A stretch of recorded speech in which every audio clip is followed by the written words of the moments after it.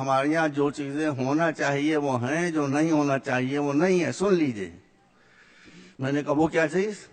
کہا کہ ہم کو جتنے اسکول اور کالج چاہیے ہیں وہ ہم نے اپنی کمیونٹی کے لیے بنا لیے ہیں، اور مولانا صاحب ہمارے یہاں پنڈت نہیں ہوتے ہیں۔ تو ہم نے کہا یہی ہماری مصیبت ہے، ہمارے یہاں معاملہ الٹا ہے، جو نہیں ہونا چاہیے وہ ہے، جو ہونا چاہیے وہ نہیں ہے۔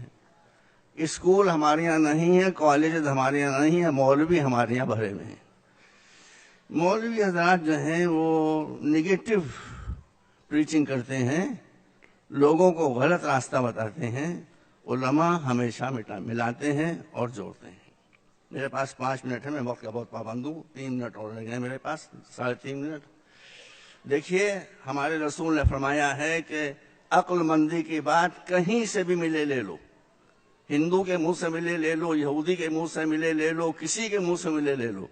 میں آپ کو ایک بات خالی بتانا چاہتا ہوں، جیوز یہودی ہمارا ان سے کوئی جھگڑا نہیں ہے، جیوز میں ایک ایکسٹریمسٹ گروپ ہے جو صہیونسٹ کہلاتا ہے، ان سے ہمارا جھگڑا ہے۔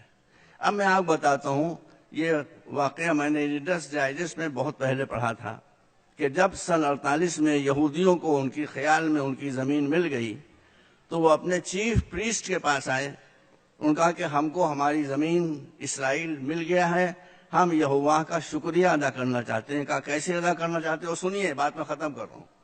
تو انہوں نے کہا کہ ہم چاہتے ہیں کہ آپ ہمارے لیے ایک بہت ہی بھویہ سینیگاگ بنا دیں، جیسی پوجا استھل نہ مسلمانوں کے پاس ہو، نہ کرسچنس کے پاس ہو، نہ ہندوؤں کے پاس ہو۔ سنیے، یہ عقل کی بات ہے، یہ وزڈم کی بات ہے۔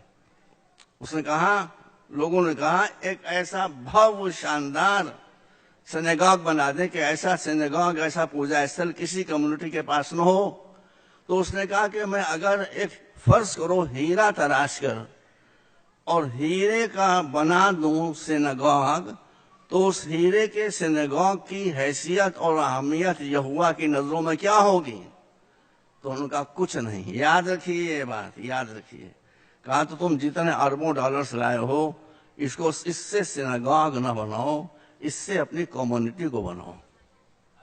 یہ پیسہ مجھے دے دو، میں اس کو ریزرو فنڈ کے طور پر ڈالنے دیتا ہوں، اور اس سے میں یہودیوں سے غربت کو اور جہالت کو مٹاؤں گا۔ ایک آدمی کا ویژن تھا، ایک آدمی کی بصیرت تھی، ایک آدمی کی نظر تھی، جس نے یہودیوں سے غربت اور جہالت دونوں چیزوں کو ختم کر دیا۔ آج دنیا میں سب سے زیادہ ایجوکیٹڈ کمیونٹی اگر کوئی ہے تو جیوز کی ہے، اور آج دنیا میں اگر ریچسٹ کمیونٹی ہے تو وہ یہودیوں کی ہے۔ آپ کے لیے بھی اس کے علاوہ کوئی چارہ نہیں ہے۔ قومیں بلڈنگوں سے نہیں بنتی ہیں، قومیں ایجوکیشن سے بنتی ہیں، قومیں تعلیم سے بنتی ہیں، قومیں شکشا سے بنتی ہیں۔ آپ میری بات مان لیں، میں آپ کے سامنے، میں نہ شیعہ ہوں نہ سنی ہوں، میں تو اکبر کا مقلد ہوں۔ اکبر الہ آبادی بہت بڑے شاعر تھے، وہ کھلے دل کے آدمی تھے۔ تو ان کی بیوی نے ایک دن ان سے کہا کہ آپ ہیں کہ آپ شیعہ ہیں کہ سنی ہیں؟ کہنے کیوں؟ کہنے میں یہ دیکھتی ہوں کہ آپ جب شیعوں میں بیٹھتے ہیں تو شیعوں کی ایسی باتیں کرنے لگتے ہیں، جب سنیوں میں بیٹھتے ہیں تو ان کی ایسی باتیں کرنے لگتے ہیں، تو ہیں آپ ہیں کیا؟ انہوں نے اسی وقت ایک شعر کہہ دیا، انہوں نے کہا کہ اکبر کا کیش و مسلک، ان کی بیوی کا نام منی تھا، انہوں نے شعر کہہ دیا کہ اکبر کا کیش و مسلک کیا پوچھتی ہو منی، شیعہ کے ساتھ شیعہ، سنی کے ساتھ سنی۔ تو آپ بھی جب تک شیعہ کے ساتھ شیعہ اور سنی کے ساتھ سنی نہیں بنیں گے، مسئلے حل نہیں ہوں گے۔ میرے پاس بہت نہیں، صرف 5 منٹ کا وقت دیا تھا جو ختم ہو رہا ہے۔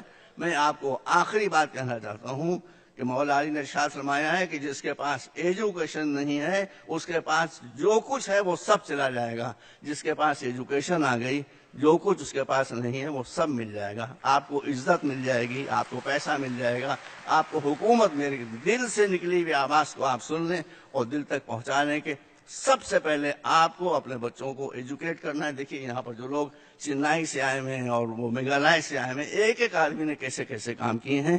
تو ایک آدمی اتنا کام کر سکتا ہے تو 18 کروڑ آدمی کتنا کام کر سکتے ہیں۔ آپ کو یہ بات یاد رکھنا چاہیے کہ جہاں ایجوکیشن ہوگی وہاں کوئی ذلت نہیں ہوگی، جہاں ایجوکیشن نہیں ہوگی وہاں ذلت کے علاوہ کچھ نہیں ہوگا۔ وآخر دعوانا الحمدللہ رب العالمین۔ 5 منٹس اوور۔